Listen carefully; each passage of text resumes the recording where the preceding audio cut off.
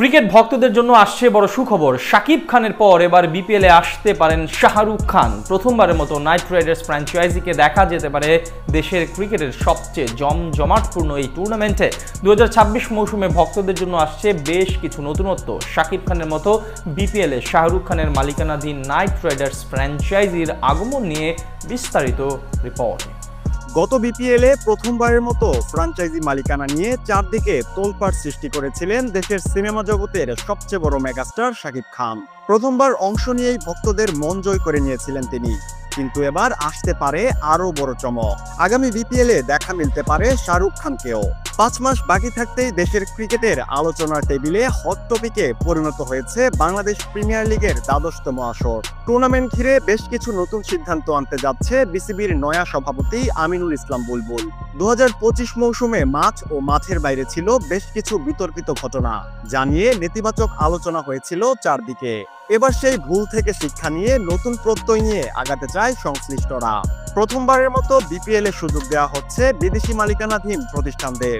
গত আসরে payment issue নিয়ে বড় রকমের ঝামেলা সৃষ্টি করেছিল দুর্বার রাজশাহী ও চিটাগাং কিংস।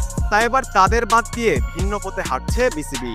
বৈশ্বিকভাবে বিপিএল এর গ্রহণযোগ্যতা বাড়াতে এখন অন্যান্য টুর্নামেন্টগুলোর মতো বিদেশি মালিকানাধীন ফ্র্যাঞ্চাইজিদের আসার আমন্ত্রণ জানিয়েছে বিপিএল। তার প্রেক্ষিতে গুঞ্জন শোনা যাচ্ছে প্রথমবারের মতো বিপিএল এ আসতে পারে শাহরুখ খানের নাইট রাইডার্স প্রতিষ্ঠান।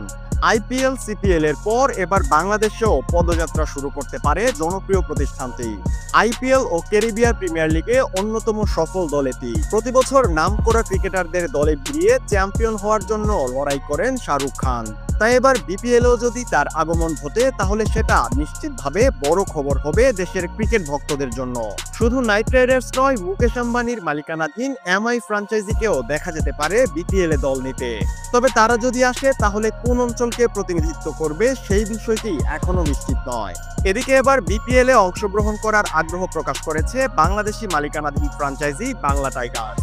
প্রথমবারের মতো চট্টগ্রাম বিভাগকে প্রতিনিধিত্ব করার ইচ্ছা পোষণ করেছে প্রতিষ্ঠানটি। দেশের ক্রিকেটে অবশ্য বেশ জনপ্রিয়তা রয়েছে তাদের। আবুধাবি টি10 লিগে দলটার অধিনায়কত্ব করেছেন সাকিব আল হাসান। এছাড়া মুসাদ্দেক হোসেন সৈকত, সাব্বির রহমান কিংবা নুরুল হাসান সোহানরাও মাঠ পাতিয়েছেন তাদের হয়ে। এবার বিপিএল এ নতুন দল হিসেবে আলোচনায় আছে নোয়াখালী রয়্যালস। মেঘনাপাড়ের প্রতিনিধিত্ব করার জন্য ইতিমধ্যে বিসিবির কাছে ব্যাংক গ্যারান্টি প্রদান করেছে লন্ডন ভিত্তিক একটি প্রতিষ্ঠান। এদিকে বিপিএল এর ম্যানেজিং বিষয়ে আসছে বড় পরিবর্তন। প্রথমবারের মতো টুর্নামেন্টটির ম্যানেজিং ভার দেওয়া হবে বিদেশি কোম্পানির হাতে। সাথে এবারের আসরে সবকিছু থাকবে বিশ্বমানের ব্যবস্থাপনার আদলে। চলতি বছর নভেম্বর থেকে ডিসেম্বর মাসে মাঠে গড়াতে পারে টুর্নামেন্টের দ্বাদশতম আসর, যেখানে পুরনো 5 দলের সঙ্গে যুক্ত হতে পারে নতুন 2টি ফ্র্যাঞ্চাইজি।